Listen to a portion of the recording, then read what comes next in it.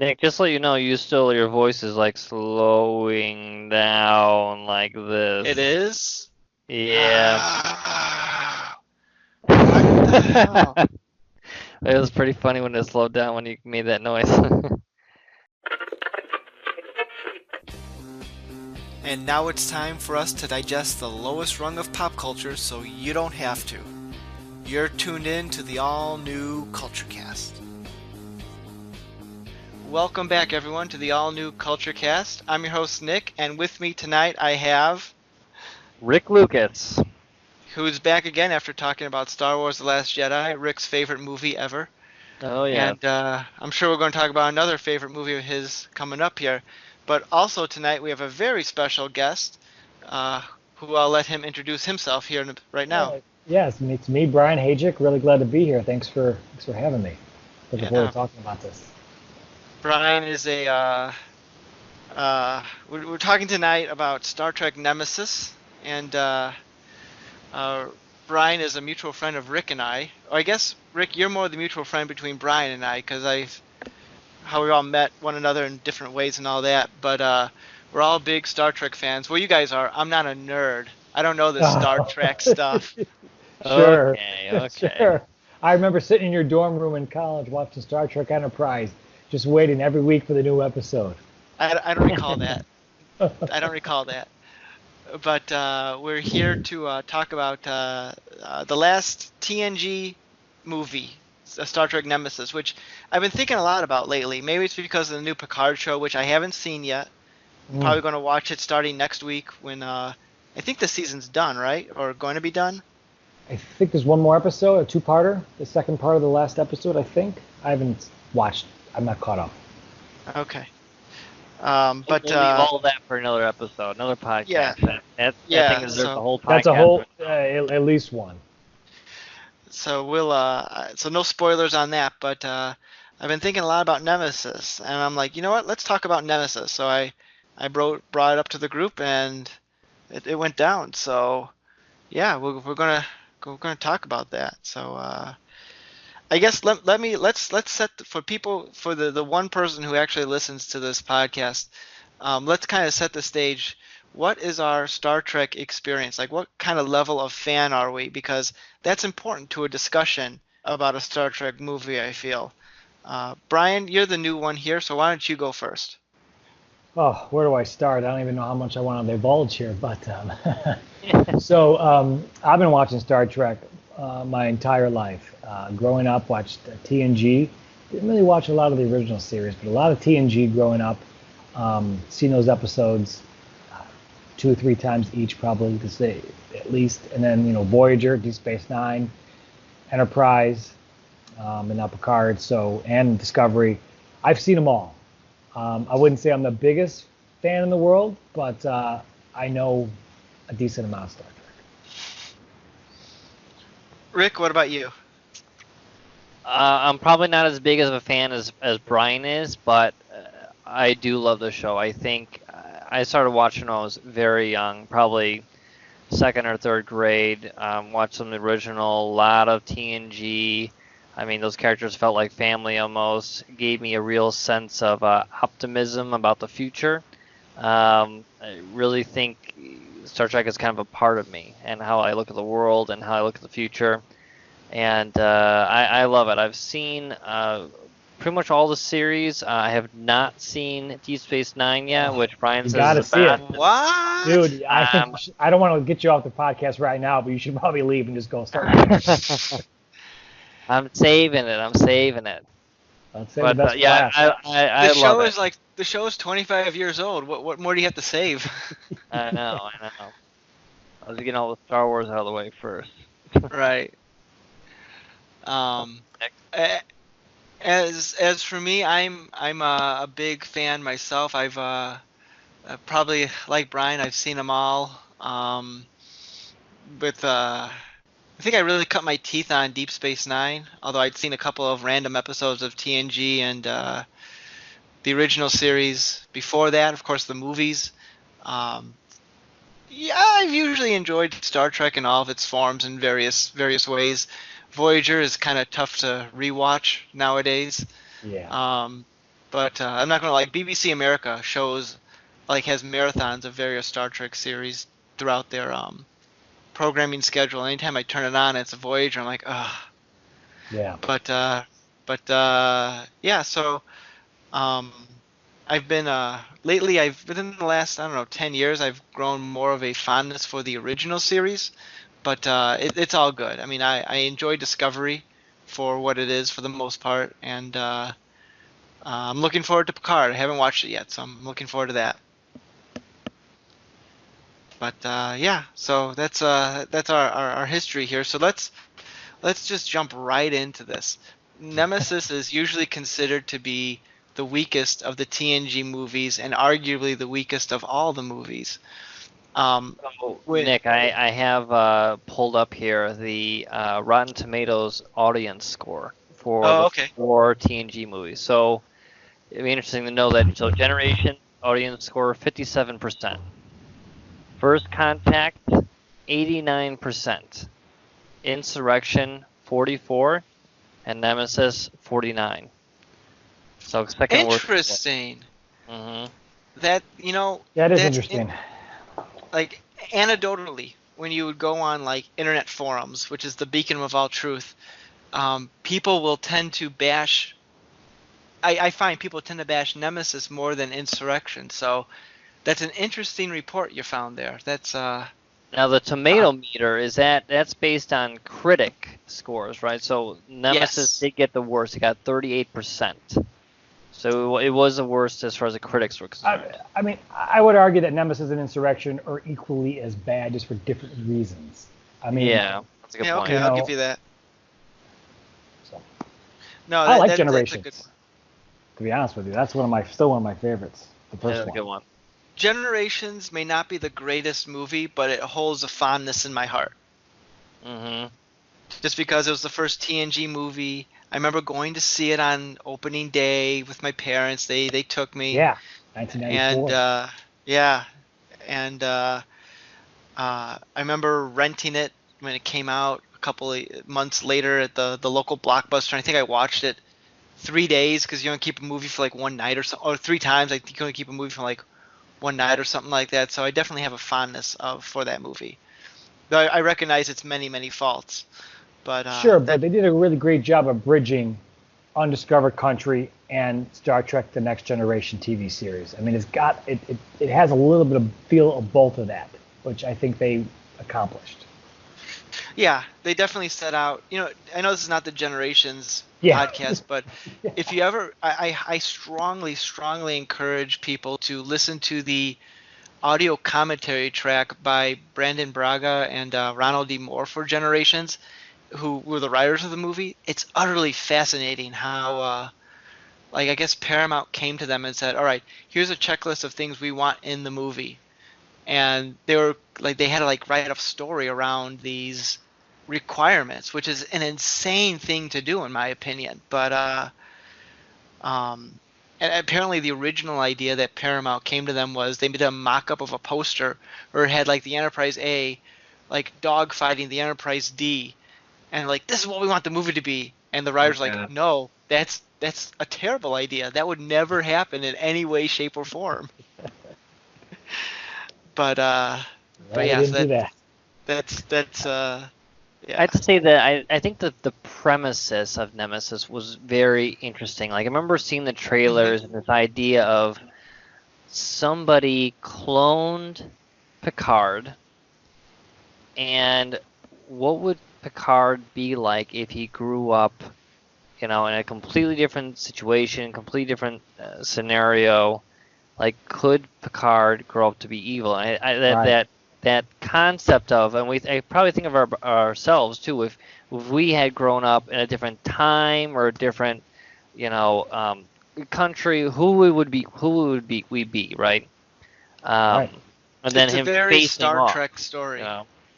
And I feel like the end, towards the ending, when they have kind of a face-off, they're kind of doing a Star Trek II: Wrath of Khan, right? You got the one guy versus the other guy, and battling it out into the end, but the idea just doesn't get executed well, doesn't really hold up, Yeah, I think you hit the nail on the head that it's a very interesting idea. They also touch on that nature versus nurture.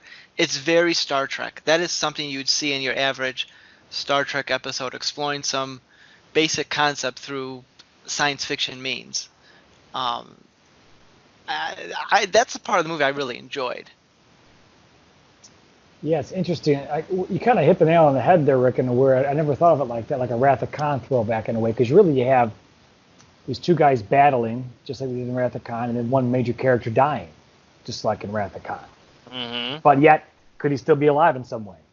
So really, I Right. never thought of it quite like that. It's an interesting little way to look at it. I mean, and the whole clone thing. I mean, it does seem like a very Romulan thing to do, which I think fits the TNG show. All the schemes the Romulans are trying to, even Deep Space Nine, all the different things they were always trying to do. Um, on paper, it felt right. Just execution. Yeah. There's a lot of plot holes in this movie Mm-hmm. that like just don't make any sense. Like for some crazy reason, and I just rewatched this movie earlier this week. Shinzan, played by Tom Hardy in his first big movie, um, he wants to destroy the Federation. Why? Right. Like Why? like I agree. I think his motivations and his motivations for hating slash being curious about Picard and the way that they showed him, and then him wanting to like go into the mind of Deanna Troy. I mean, there was just so many things that didn't make sense about his character, and that's why I felt like I couldn't care about him or dislike him or really have any feelings about him, is because I didn't believe who he was. You know? I almost wonder if in the previous movie, Insurrection, one of the things that people seem to have take issue with was that the stakes were kind of low. You know, they're not Yeah. saving Earth, they're not saving the Federation, they're saving this backwater planet. So I almost wonder if they said, "Oh, we have to have Shinzon. He has to blow up the Earth because that's what we need to do. People will care about that." But Right. honestly, if they strip that down, where it's just a case of Shinzon needs Picard so he can live, it becomes much more personal and much more maybe interesting that way than I'm evil and I have evil Right. weapon. I mean, if he's going to hate anybody, why would he hate the Romulans? They're the ones that created him, put him in that mine with with the Remans. Well, why does he hate Earth? I mean, I get why he is fascinated by Picard and obviously needs Picard's blood to transfusion to live. That all makes sense. Sure, but You know, the other thing too is that he kept saying over and over again, I'm gonna kill Picard. And then the Echo is gonna win over the Voice. And he kept saying like basically we can't both live. One of us has to die. And it wasn't even to do with the I need the transfusion done in order to live. It was basically like I can't be a clone of you. I have to be the original or the original one left. And none of that really just made a lot of sense. You know, I mean, he's out. You know, this entire time he has no idea who Picard is. It's not like he's got a TV down there watching, reruns of the Federation show down in right. the mines of Yeah. Remus. You know what I mean, or whatever. So no, so like in Star Trek 2, in Wrath of Khan, those guys were put on that planet because Kirk put them there, and that planet was supposed to be inhabitable, but then ended up getting messed up, and they were stuck there the entire time, like revenge, Stewing. revenge, Yeah. revenge, revenge, stewing, and then it meant something when they all kind of came together again. You know, these guys had never Yeah, even met each other. You know. yeah. I mean, the concept that Shinzon wanted some form of revenge when Picard really didn't do anything to him. Right. I mean, the movie give us something like say like, "Hey Picard, I need your blood." Picard's like, "No." Okay, fine. Then now he hates him. But the movie didn't even Right. do that. No. Right. Like I feel they went out of their way. You mentioned how Shinzon and then his viceroy kind of mind raped Troy. Why? Why? Other Yeah. than he was Why? like a horny guy and he, I don't know, maybe Remans don't have women. I don't know, but it was weird. And what's kind of appalling, which I never caught before I watched it this week, was that when Troy first has her violation, Picard's like, "Hey, can you endure more of these?" Yeah. Right. What? Right. Right. Right. And if he's going to attack anybody, it would make more sense for them to attack Beverly than Troy. There had never been no attraction between Picard and Troy. There's never been anything like that. There has been something between Picard and Beverly.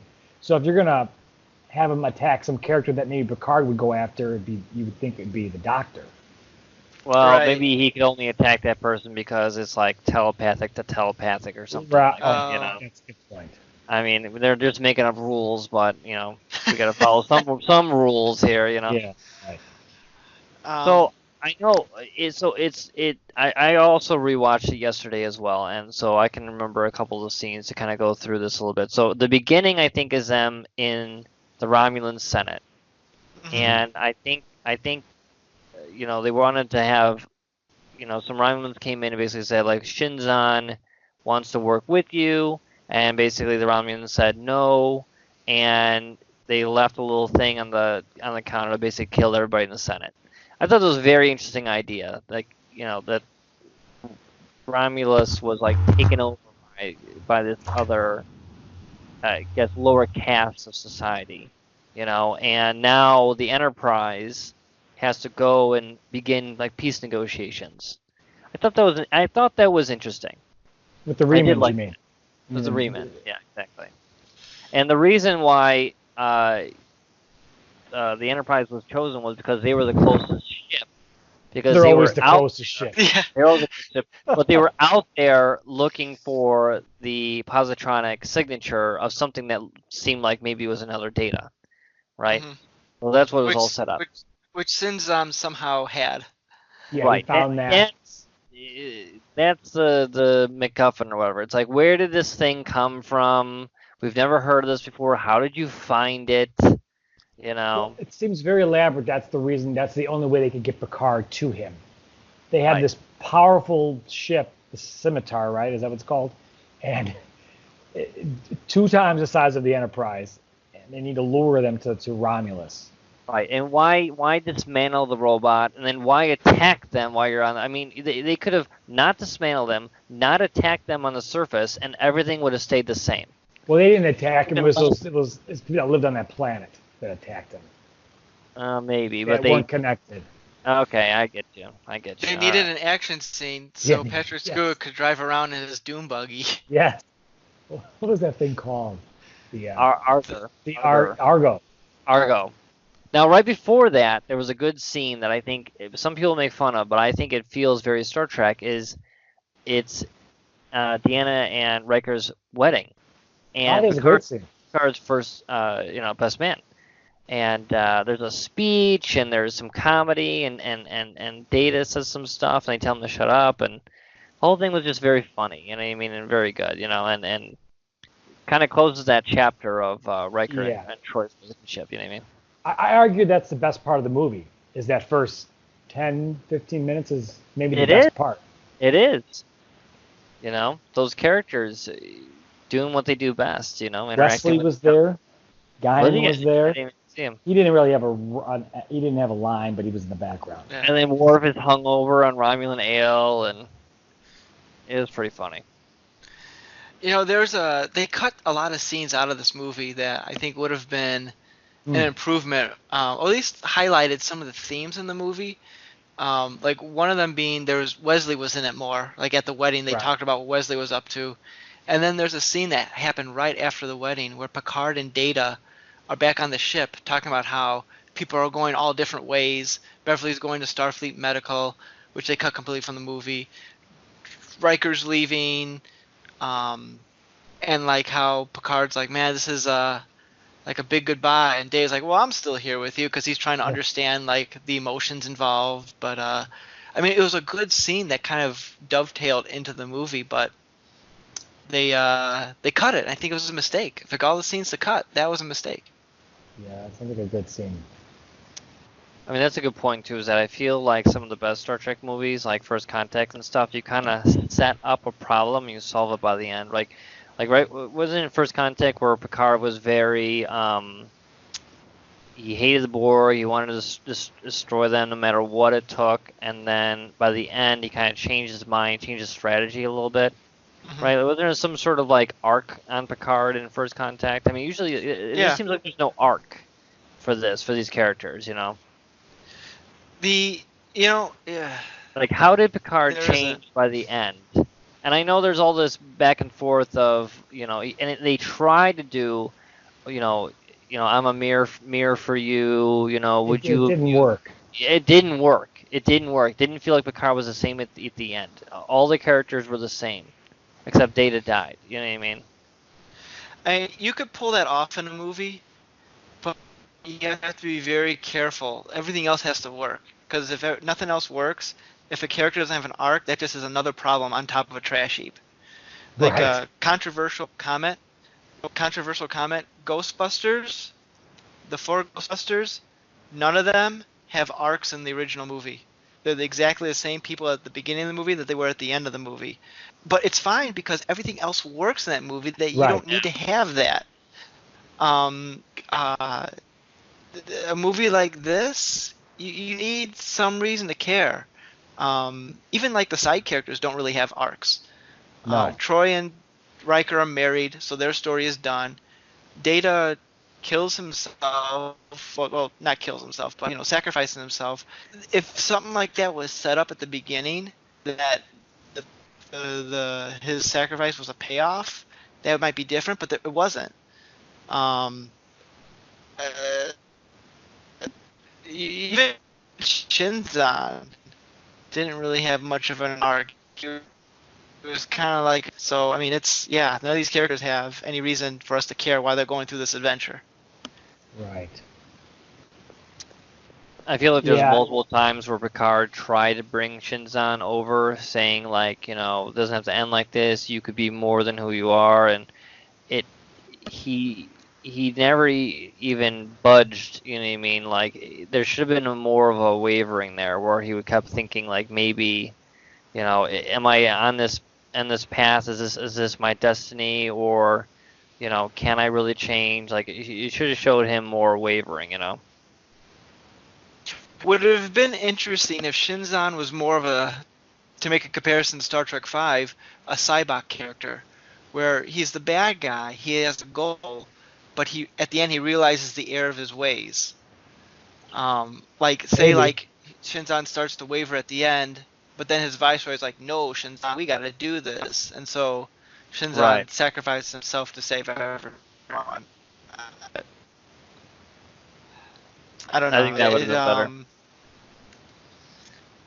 Yeah, it's interesting. You would think Picard would have been able to sway him a little bit, but he never did, not even an inch, like you said, Rick. I don't. Yeah. When they're talking in Picard's ready room there, Yeah. that's what he's really trying to persuade him when Shinzon's there as a hologram, Mm-hmm. It never worked. Like, I almost wonder if, again, going back, if Picard should have rejected him in some way. Like, let's say Shinzon's really proud of all the military accomplishments he's had, and that he was able to take over the Romulan Senate, and it's like, look how great I've been. And Picard's like, dude, you're too violent. This is not the way you need to be. And it's just kind of like, took like all the gusto out of him. So it's like, well, I'll show Picard I'm going to be better than you by destroying you. I don't know. They don't pay me to write these things. No, but it's interesting what you're saying there, and it's because I forgot for a second that his backstory is that he did these great campaigns in the Dominion Wars for the Romulans, and they kind of cast him aside after the fact. I mean, there's something there that could have been great. It's just I don't know how they could have done better exactly, but I don't understand how that happened either, because when they showed him getting pushed into the mines, I mean, he was so young. He looked like he was like 10 years old.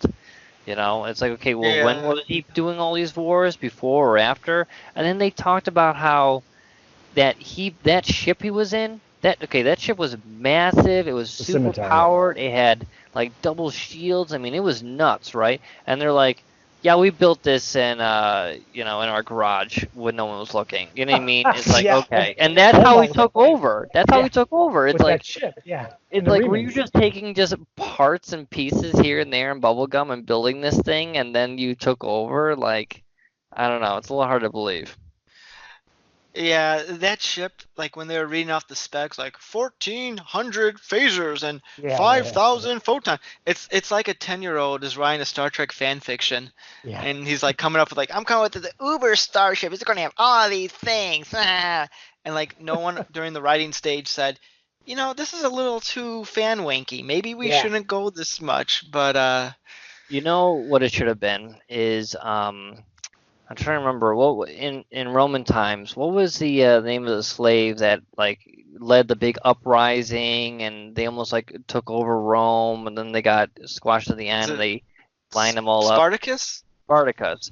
Like he could have been like a Spartacus character. And what could have happened is that the Enterprise comes and has to make a decision on which side does the Enterprise go on? Shinzon, which is like trying to take over, and they were like, the slave labor, and they were, you know, um, basically under the boot of the Romulans for all that time, or the Romulans were trying to stop them. You know what I mean? And there could have been this, what do you do kind of situation. And that's a good point. Yeah, there's something missed opportunity there with the remans. I Hmm. think that maybe is the biggest great idea that they never really explored the remans. We watched a lot of Star Trek. We've never heard of the remans. Right. Where'd they come from? There's something there. It's a great idea that there's some slave labor of the Romulans, some offshoot race. I mean, it's a very cool idea. And what's interesting is that if the Romulans and Remans are the same race, it's just that they, evolved differently because they were stuck on that planet and forced to like, mine and stuff. That's very similar to how Picard and Shinzon are the same person, but Shinzon is different because he was stuck in this Yeah. situation of these mines. So, you know what I mean? You just blew my mind. Parallels. Yeah. Too bad the movie didn't have the forthright to think about that. I know. I mean, of course, it's really easy to stand back after the fact and shake a stick at something. You should have done this. You should have done that. I mean, sure, Right. it's very different when you're trying to put this together and peas so many cooks in the kitchen and trying to come up with a good story, and it feels right. But then when you see it at the end of the day, it's like, ugh, it's Yeah. Supposedly the person who directed this movie, Stuart Baird, who's mostly known for being an editor in Hollywood, was just saddled with movies. Like he had like a contract with Paramount to direct, I don't know, 3 or 4 movies, and he was at the end of his contract, and they wanted to like finish it up, and they said, "All right, here, direct Star Trek," and he had like no idea what Star Trek was. I mean, he Oh knew what it God. was, but he never watched it. He refused to go back watching it. He thought Geordi LaForge was an alien. He was not really listening to like ideas of the cast and crew who've been doing these characters for 15 years at this point. He was like that's a problem. a journeyman director who was just literally doing this for a paycheck. Was this a And directing problem or is this a writing problem? Because I don't they're remember who wrote it, but intertwined. Brent Spiner, who plays Data, right? He also was credited with writing it. Let me tell you what scene Brent Spiner wrote. Hmm. The scene where Data dies. I'm sure that's the only thing he contributed to the story because Maybe. he wanted to be done playing Data. Um, John Logan, who also wrote Gladiator, among other things, was the writer, who was a self-proclaimed Star Trek fan. But one of the things that a director does is that he can do constant script rewrites because a film is ultimately a director's vision. And this guy was like, I don't care. Let's just get done with this thing. And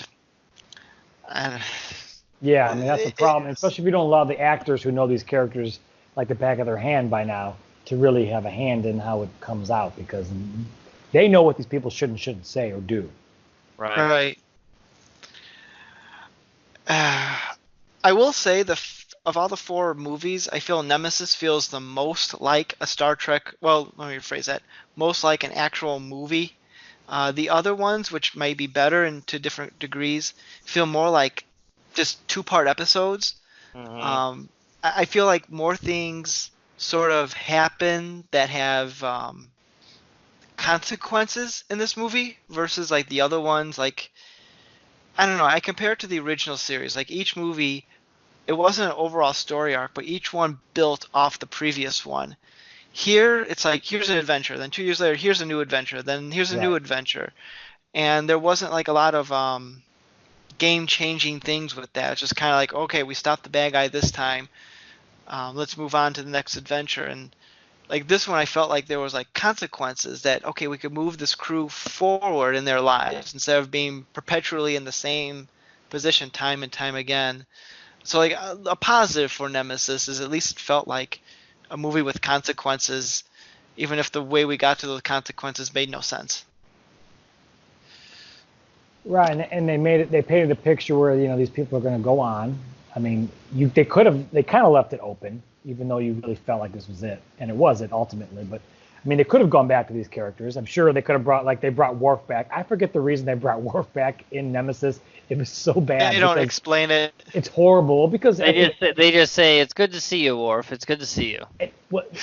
That's it's a no big deal, but to a fan, it's frustrating because we last saw Worf. This was after Deep Space Nine ended in '99, and he was going to be the ambassador. Is that correct? Yeah, Nick? to the Klingon and the Federation Klingon ambassador. I can't talk today. He was going to be like yes. To Mark. I mean, I'm fine with him just showing up because to me, I don't even know where this is in the timeline exactly, so I can't be like, well, how can he be here if he's supposed to be over there? Right. I'm just like, it's good to see Worf. Was he gone? I don't even. You gotta have Worf, right? So whatever you gotta say, Well, so I give him a pass with that. Just get the crew back together. Let's go on our little adventure. Yeah. The other thing I was thinking about too, and maybe I bring this up too often, but I always think, is this a good opportunity to bring Q in, right? Because Q could have showed up, and Q could have almost made Picard see Shinzon's life as though it was kind of like a Christmas Carol, and they could have gone through it very quickly, and then to the point where Picard opens his eyes and he is Shinzon, and it freaks him out, and he wakes up, Q's gone, and he's like, he understands that character more now, or something like that. I like the idea, but I'd feel that would be a waste of Q if he's only in the movie for a small bit. Like if we were going to use Q, I want him in the full movie. Yeah, that's just my personal preference. Well, and his motivations, Q's motivations have to be pretty obvious. He's not helping, but there's only one episode really where he really helped Picard. We don't really know why. It was when he took him back to when he was in Starfleet, the Academy, that I recall. Other than that, it was always just mischief and just he had nothing better to do. Well, in all good things, he helped Picard. That's true. You're right. That's true. I mean, Q always did things to teach Picard a weird lesson in his own way. Well, there's a lot of lessons we learned in this movie, maybe. Yeah. Now, here's one thing I have to say is that the special effects were a lot better than Insurrection. I was watching Insurrection for this, and there were so many shots where I was like, this looks like a low-budget TV movie. So many things with the CG did not match anything in the background. And they were just reusing assets over and over and over again. So this graphically looked a lot better. But one more thing. So all the shots, though, besides the Enterprise, were so dark and bland. Like inside, there's action shots inside that ship. There's a bridge of the ship. There's a part where they're in like a lab. I mean, it all looks the same. It's dark. It's just everything's black. I mean, nothing interesting to look at. You can argue that it was dark on the Scimitar because the Remans had to be in dark light. But yeah, the Enterprise, everything felt very dark and bland. Like there wasn't any. I don't know who the cinematographer was for this movie, but either he was given really poor instructions or he's bad at his job. Mm-hmm. Well, I mean, the movies. This is a interesting time in cinema. The late 90s, early 2000s was really a tipping point for special effects. And they weren't using models anymore. I mean, in Generations, I believe they were still using models. I think First Contact, they had made that switch, I believe. I think that came out, 97? And then Nemesis was 02. So, after that, things have gotten a lot better. But special effects, and Insurrection, to your point, Rick, when Riker swoops in with the Enterprise to save them and all that. That does not look good. Does not look good.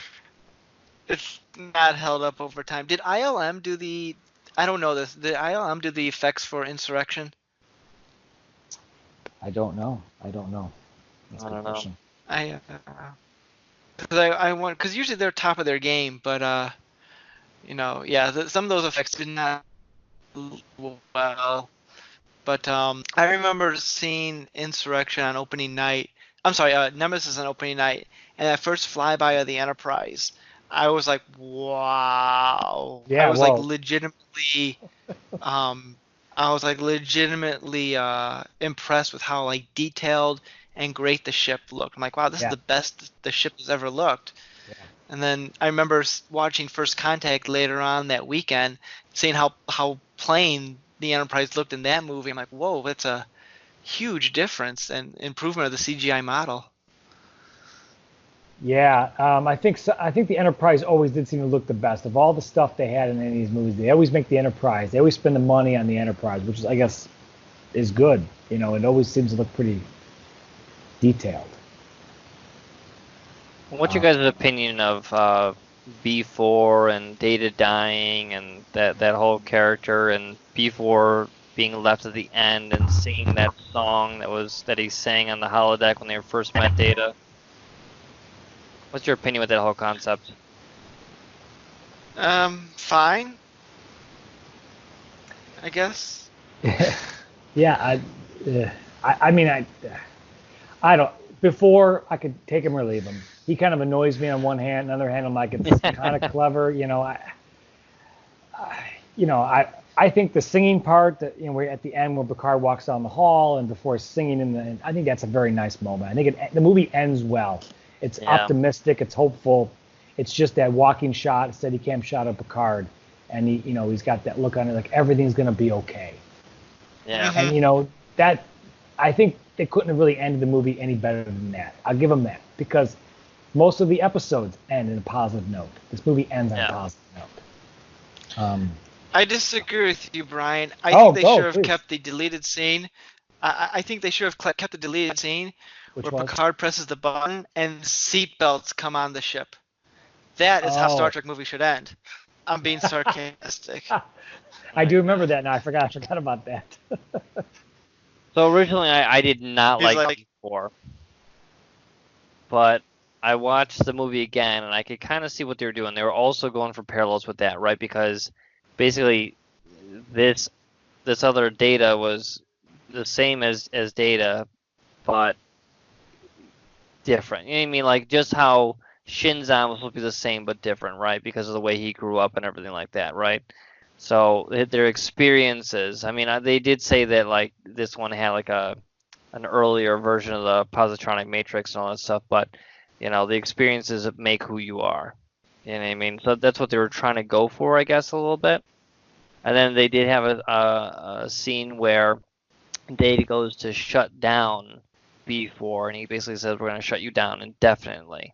And that was almost like a foreshadowing of like Data himself is going to be shut down indefinitely.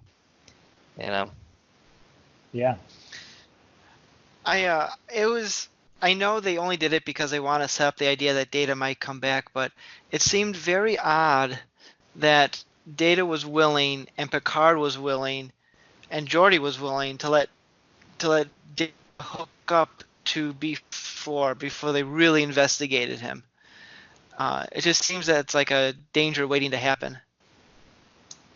Yeah, I mean, I agree and disagree. I mean, I think in the show they would oftentimes just kind of test things like that. I mean, there's plenty. I just watched the episode recently. I can't remember. Oh, it was the episode with the Western episode on the holodeck where Worf was a sheriff and they hooked Data up to see if his brain can basically control the Enterprise in an emergency or whatever. It's positronic net.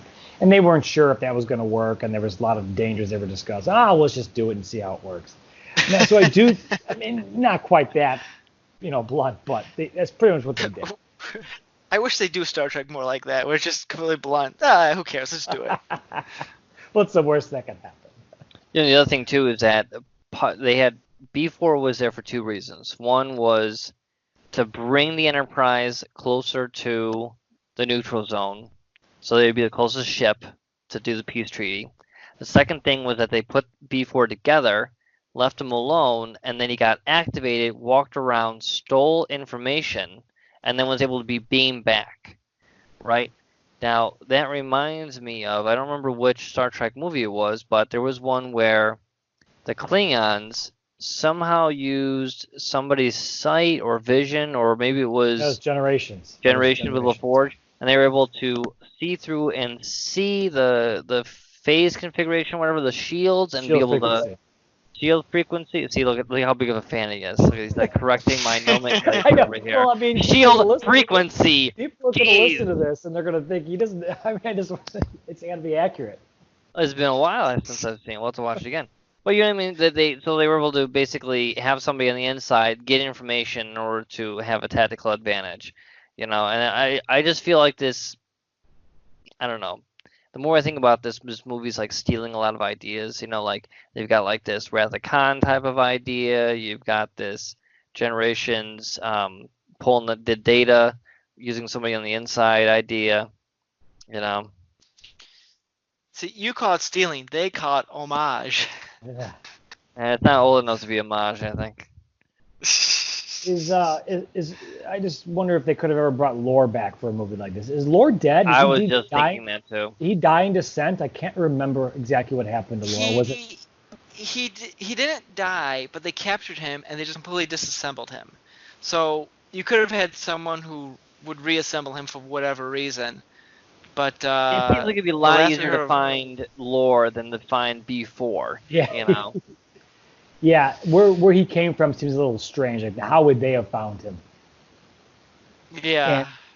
And actually, what's really interesting about that, I just made this connection. I don't want to spoil anything for you, Nick, but the fact that the Romulans are dealing with any kind of positronic, artificial life, once you see Picard, it doesn't make sense even to. Well, it wasn't technically the Romulans; it's the Remans, right?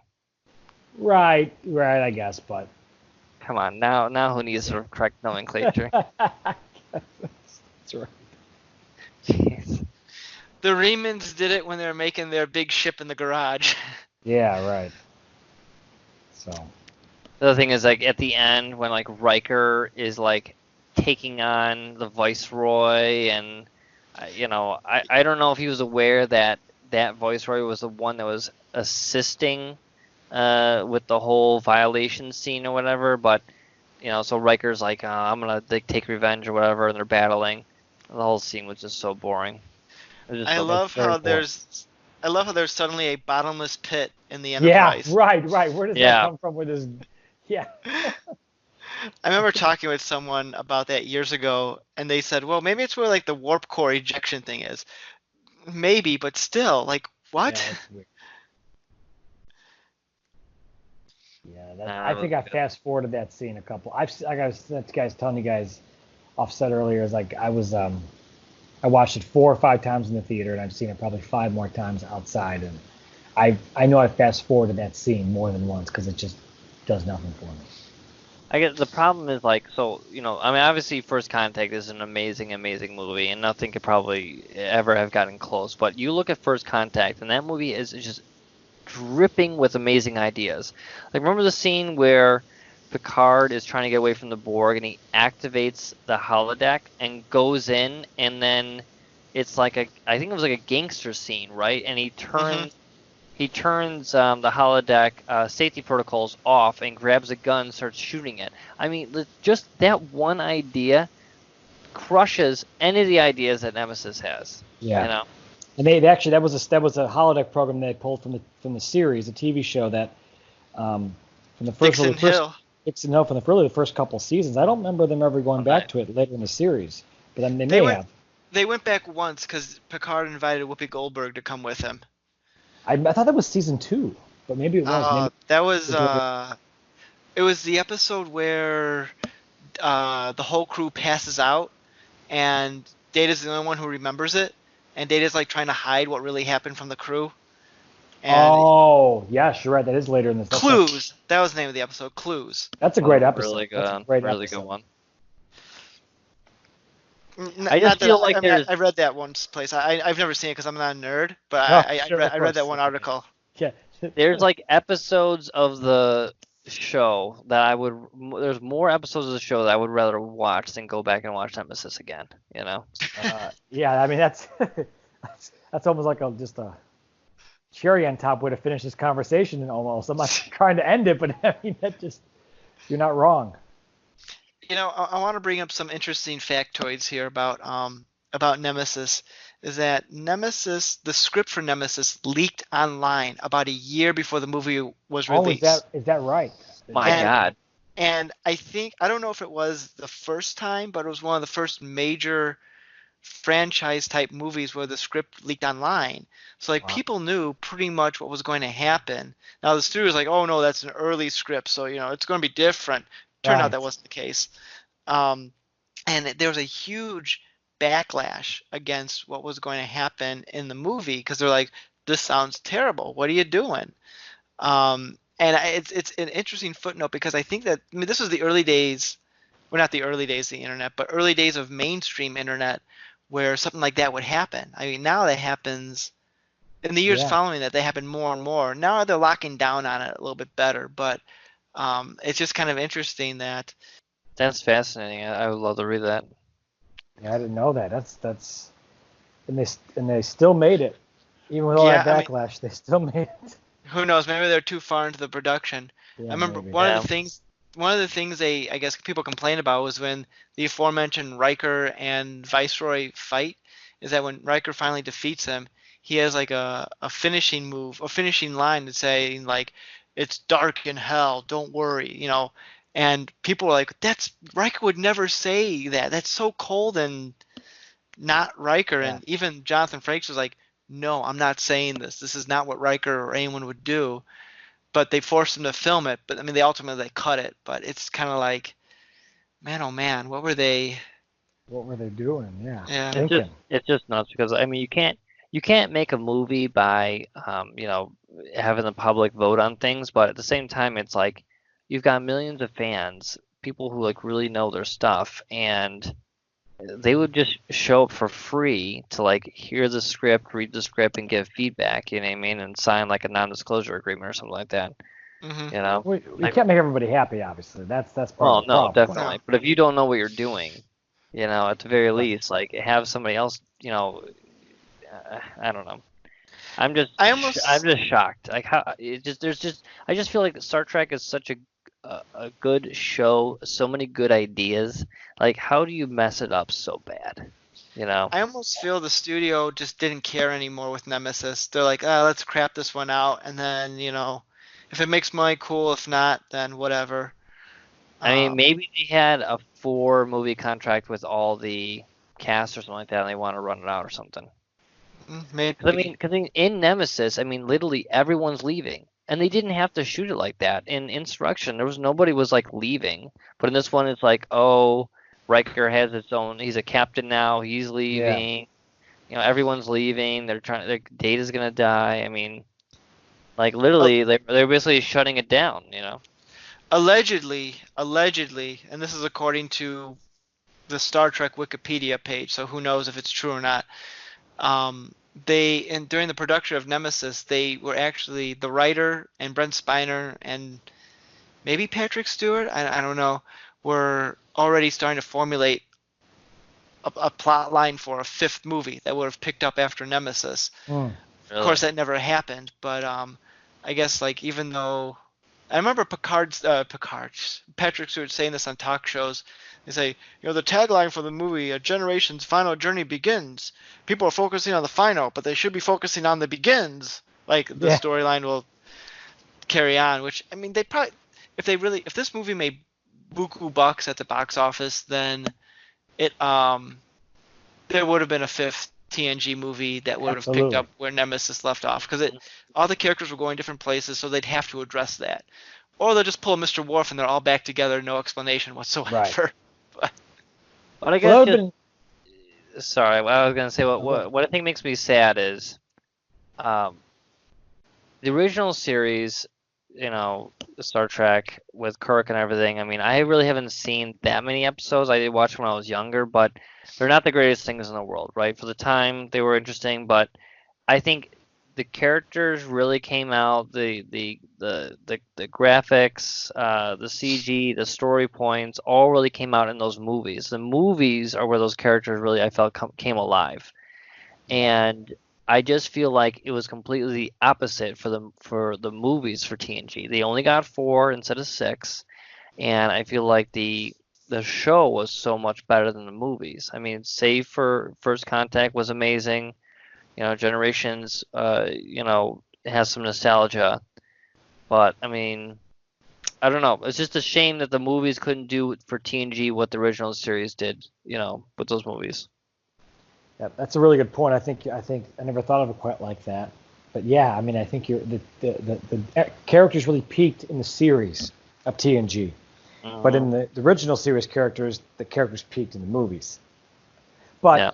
to be fair, I might disagree with that to an extent, but what's to be fair, Brian? no, I mean, it's a totally different time in history too. Yeah. I mean, the original series was in the 60s. The movie started coming out, 79, 78 was the first Yeah. movie. I mean, and then into really what Undiscovered Country was 1990. 91. 91. Okay, so I mean, totally different time in history to write movies and whatever, and Right. characters. Yeah, I mean the original series was like the Kirk and Picard show. Nope. The original series was really the Kirk and Spock show featuring McCoy. Like so, the focus was completely on those two. The other characters were bit roles. You didn't get into them. The fact that any of them were remembered to be brought back into the movies is a miracle. So they were given a little bit more to do and everything. And the fact that crew became like a family at that point. But the TNG, it was created on the outset that these are characters that will be a family. Each episode will rotate on who we're going to be focusing on as a character. So yeah, the characters really were richly developed over 7 years, and then the movies it became the Data and Picard show. Like Beverly had nothing to do in any of the movies other than I'm the doctor and I do stuff in the background when I'm needed. Right. LaForge was kind of a wasted opportunity in those movies. All the characters, like Worf, just became comic relief after. I don't know. It just. But you're right. You're absolutely right. They did have a cameo of Captain Janeway in this movie, which I did appreciate. Yeah, because that was right about the time Voyager came. That's when the show ended, right in 2002. Right Voyager ended in 2001. And so. They called her Admiral, I think. Yes, and she's a 3-pipped Admiral, so she had a huge promotion after she came back. Yeah. But rightfully deserved with all her Borg battles. Is it though? That's I don't want to get into Voyager now. I know that's how we're here to talk about. That's another podcast. Yeah, I did. Do we want to give our final ratings? I guess Rick, why don't you go first? We want to do 1 out of 10 here. I'm probably gonna give this. I'm gonna give it 6.5 out of 10. It's a better than the last Star Wars movie. I'll put it there. That's a bold statement. Mhm. Brian, what about you? It's hard for me to place it, to be honest with you. It's really difficult. Because I have such a fondness for these characters, and I've saw the movie so many times that I do like it. It's hard to put a number on it, but I would say between 6 and 7. I just can't commit. I'm kind of with Rick. It's in there somewhere. It's definitely not an 8. It's definitely not a 5. It's in that range of 6 to 7, depending on the day. Did you like it better than Insurrection? Again, I think they're both equally bad for different reasons. I mean, I like Insurrection in a lot of ways. The simplicity of it, I think some of the characters are great, but I didn't love that movie either. If you had to go back, I forced you. I said, okay, tonight you got to watch one movie or the other one. Which one would you pop in? Oh God, that's like a shoot. Do I want to shoot myself in the foot or the hand or the arm? I don't know. I mean, you're both gonna hurt. Probably Nemesis. Probably Nemesis. All Because I right. think it's more action. I think there's a little more heart. I don't know. Ask me tomorrow. I say Insurrection. What would you pick between Star Trek V and Nemesis? Star Trek God. 5. I haven't seen 5 in a while. I'd have to see. I don't know. It's a toss up again. Give me a They coin. start off camping. The characters are so good. Yeah. There's some good parts in it. There's some comedy. All Um, right. I What do you think, Nick? I would say Star Trek V only because it has this immortal line: "What does God need with a starship?" Yes, that is a great line. That is a great line. You're right. And for those listening, check out our earlier episode where we talked about Star Trek V. But as for me, with my rating of Nemesis, I'm kind of like with Brian. Like, it depends on my mood. Like, some days I'll think more fondly of it than others, but probably like a 6.5 warp core breaches out of 10 would be a fair Yeah. assessment. So I do have occasionally on this show I end an episode with some bit of trivia.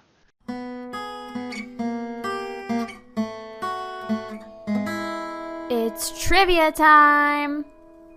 And I have some interesting trivia today for Nemesis and also for Insurrection. It's all tied together. I don't know if you guys know this, so I'm gonna drop something on you here. I want to learn something. It's great. So when they were coming up with ideas for what would be ultimately become Star Trek Insurrection, one of the ideas they were seriously batting around was it was going to involve the Romulans, and it's going to be revealed that Captain Picard this entire time was really a Romulan sleeper agent, and they were just waiting to activate him. Like, he was like full-on Romulan. That at the end of the movie they'll defeat the bad guy and everything, and Picard's going to still be with Starfleet, but he's revealed to be Romulan. He'll have the pointed ears, the eyebrows, and all that. And the idea would be that the rest of the movies will continue with him, with Picard being a Romulan. Thankfully, they decide not to do that. But Do you get really Yes. paid to come up with these ideas? I will take on this job. Oh my gosh.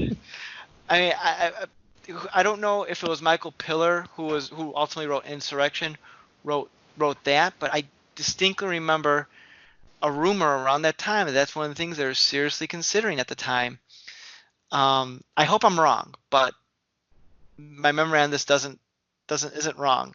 I do remember this distinctly in high school reading about it, and me as like I don't know, when that movie came out, 98, so 15, 16, however old I was at the time, at that age thinking, this is a terrible idea. But it's interesting that 4 years later, in 2002, that kind of same basic premise of Picard being in cahoots with the Romulans was resurrected for Nemesis, which leads me to believe that it was that earlier rumor was something they were really seriously considering. So I'm glad they didn't do it just like that, like you said. But and sometimes they come up with ideas, right? And they say, "Oh, well, there's a part of this that's so good, we got to save it for later and use it some other way," which seems like maybe they did. Yeah, I mean, they repurposed it, I think, in a fairly decent way. Just the execution of Shinzon, shithead of Remus, was no good. And thus ends TNG, not with a bang, but with a whimper. There was a bang when Data exploded the ship. That's true. Wasn't it awesome when Data ran and he floated across the great distances to get on the other ship? And how he just happened to land where there was an entryway? Yeah, right. I was lucky. There was some interesting stuff like that, and how the Enterprise crashed into the scimitar. I mean, there's some interesting stuff they did. Silence. Parts of good ideas. It was a cool effect and a cool thing where Picard slammed the ship in, but it seemed super foolhardily that Picard would just slam it in, knowing full well his crew was there, completely putting them in danger. But right. What do I know? And you couldn't get him to destroy the ship for nothing in First Contact. I will not blow up this ship. But decided to do it. But. Well, blow up the damn ship, Picard. That's his character arc. he overcame not wanting to blow up the ship. Yeah. So Nemesis, I'll just ram it into anything. Yeah. Next best. Well, thing. and he did try to set self-destruct, but it was like, oh, offline. Which Right. never makes sense to me. How can you not how does that go offline? Yes. Do yes. what Data did. Take a phaser to the warp core. Boom. Self-destruct. Right, and that should be the last thing to go offline. I mean, Well, I don't think they had the warp core anymore because they ejected it. I don't think they ejected the warp core, did they? They did because there was some rip or something like that, and they're like, should we eject the warp core? And Geordi's like, 50% good idea. I thought that was 50% bad insurrection. idea. That was insurrection. Oh, it was. Insurrection, yeah, they did it Oh, in there. yeah, that's right. Because they blew it Yeah. up and they rode the explosion out of wherever they're at. Yeah, that's right. Yeah, it's weird it was offline then. Which going to insurrection kind of made a lackluster ending when the Enterprise just like slowly flies away instead of like warping out as it normally would. Because they can't. But well, I don't know. I got nothing else to say about Nemesis. Yeah, it's a lost opportunity. I mean, it's unfortunate, that it wasn't any better. They didn't make more money at least, so they could have at least had one more movie. It would have been nice, but one more chance to screw up. yeah, right. You know what? But see, that's the thing. We're such fans. We just want to see these characters, even if it's not the best thing. And I can't wait for you to watch Picard, Nick, so we can talk about it. Yeah. Ricky and I discussed it, and I don't want to taint your thoughts or get into it. You haven't seen it, but it doesn't matter we just love to see these characters again at the end of the day. And we'll watch anything. It's just sad that they didn't have the same send-off as the original series with, the sixth movie, right? Undiscovered Country. Yeah. Such a poetic movie, That was a great way to end I wonder how would you end a run like TNG? Because that'd be tricky to do, I feel, because there wasn't any story arc progression in the movies. You had like so many years with these characters already. Like, how would you put a cap on it? I don't have an answer to that. I don't know. Maybe they did the best they could. People were moving on, Yeah. and the end Picard walks on like it's going to continue in some way. I think Data should have became a real boy. That's great. No, that's what they should have done. I got it. Data shoots the Thalaron particle, whatever, gizmo, magic, red matter, whatever it was called, but the crew's able to beam him out at the last minute, but enough energy hits him where it transforms his robot body into a human body. There you go. I mean, that's as good as anything else they came up with in the script. Yeah. Mm-hmm. I'll take my check, Paramount. There you go. I mean, I will say this. I mean, if we take anything away from Nemesis, it sets up Picard. Like Picard, don't like Picard the series, whatever you want, but it does set it up, I think, on paper in a really nice way. That he's, again, I don't want to spoil any, but you know this, Nick. He's distraught after Data's death. Yes, And he sacrifices himself. And that's a big part of the series. And that's one of the things I like the best. As a fan. Now, as somebody who's never seen this stuff, if it was a new person watching, they don't give a shit. But as a fan, we like it. The other problem is the movie's called Nemesis, but, Shinzon is not Picard's nemesis, And Shinzon being obsessed with Picard as his nemesis makes no sense. So, I mean, just right there in the name, the whole thing just falls flat. Yeah, what does the name really mean? That's a good point. Star Trek Nemesis. I think they're going for like the basic textbook definition of Nemesis, that a foe. A foe, arch rival, or to cause someone else's downfall. Like, I don't know, because like you could see like Picard, Shinzon is an evil version of Picard. So it's kind of like his, I don't know. I'm stretching here. I'm not succeeding, but I'm stretching. I mean, so the sixth movie I was just talking about, right? The name Undiscovered Country is such a beautiful name, and means the undiscovered country is the peace between the Klingons and the Romulans, which all No, and the mirrors back to Federation. the Soviets. The Federation, which mirrors like the Soviets versus America, right? Yeah. And even Star Trek First Contact. This is not the Star Trek, the Borg attack, right? It's about First Contact, which is like a meaningful, piece of Right. history that is yet to come. But for them, it's the past, and it's amazing that that whole piece of that movie.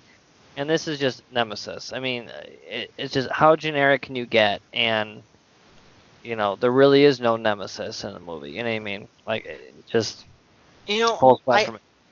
I gotta look it up, but I could have sworn, and I could be wrong, so take it with a grain of salt, but I could have sworn that at one point in time, Insurrection's running title was also Nemesis, before they changed it to Insurrection. So someone had a hard-on with that name Nemesis that wanted to use it. Yeah. But like, even Insurrection was a boring title. Yeah. Like, I know they had a quote-unquote insurrection, but it's... Yeah. What was it, an insurrection? They just didn't want to... Should have been Star Trek not following the rules. Yeah. That movie just... It was like a 2-part episode. It wasn't. Really, I will say about Insurrection is that it feels most like the spirit and the style of TNG show. Like, yeah. The spirit banter, yeah. But this is not the Insurrection podcast. No, it's hard not to cross over from movie to movie because they are intertwined in many ways. We should just go through all the movies. We'll do the TNG movies in week. reverse order. Exactly. So, alrighty. Well, great. Yeah, let's wrap this one up here. So, thank you, gentlemen, for joining tonight about talking about some Star Trek Nemesis. Thank you, Brian. Glad to have you on the show. Rick, it was a pleasure. Rick, it's great to have you back. So, thank you. Hopefully, we'll get more of these getting together, talking about. We'll definitely do a Picard. When I got the go ahead to download the app for the next month, so I'm going to. This isn't gonna be one of those shows where we just watch bad movies, is it? Not always. I mean, it's more. Here's the thing I find interesting. Like, even I will take a bad movie over a boring movie any day of the week, and bad movies are so much more interesting to talk about. Like, if you watch a movie that's incredibly good, it's great to talk about. And we've talked about plenty of good movies on here before, but there's so much to, I don't know,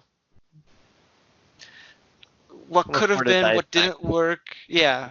Mm-hmm. But no, we've talked about good movies before.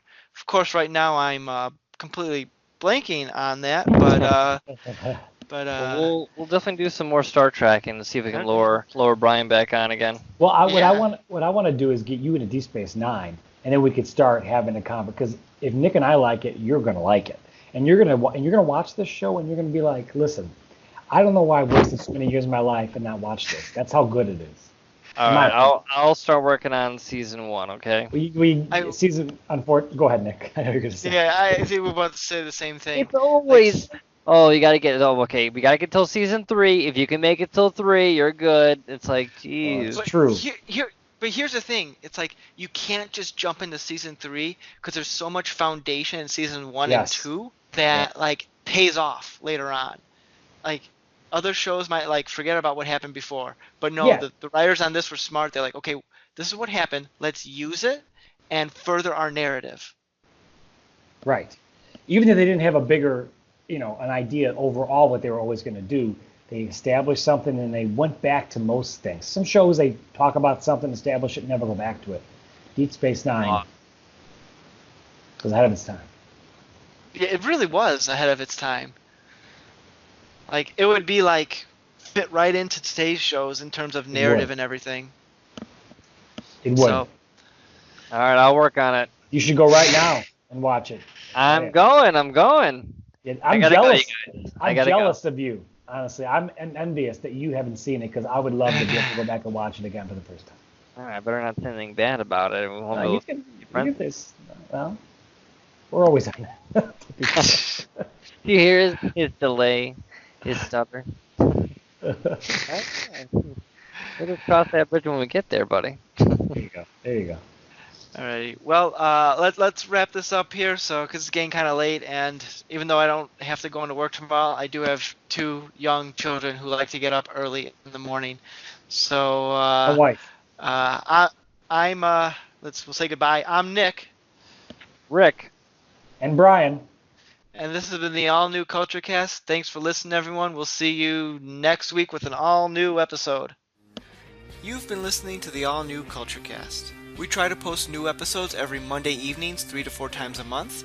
Check out our backlog. We could be found at allnewculturecast.libsyn.com. You can also find us on Apple iTunes and wherever else podcasts can be downloaded and listened to. This has been the All New Culture Cast, a Saltwater production. Original material copyright 2020. Thanks for listening. We're not using video for this, are we? We can. I don't think he'll record the video. He'll just record the audio. Is that you like? I got a face to look at now. There he is. I'm here. How you doing? There he is. We can talk coronavirus free, hopefully. I know, exactly.